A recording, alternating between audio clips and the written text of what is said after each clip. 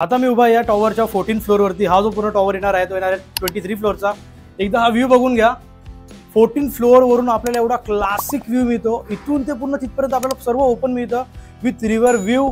तुम्ही बघू शकता लांब लांबपर्यंत इथे काही नाही इथे तुम्हाला काही फ्युचर इकडे डेव्हलपमेंट होणार आहे। हा व्ह्यू तुम्हाला ॲज इट इज असाच भेटणार आहे। विचार करा किती पीसफुल आहे ही जागा। तुम्हाला असं वाटत असेल मी कुठे आलोय, तर मी आहे आता ठाकुर्लीमध्ये। हा एक रोड टच प्रोजेक्ट आहे। या साईडला इथे काहीच डेव्हलप होणार नाहीये। हा एक हायवे टच प्रोजेक्ट असल्यामुळे याची डिमांड खूप जास्त होणार आहे इन फ्युचर। तुम्ही हा एकदा व्ह्यूच बघून घ्या। व्ह्यूवरून तुम्ही समजू शकता की किती प्राईम लोकेशन आहे।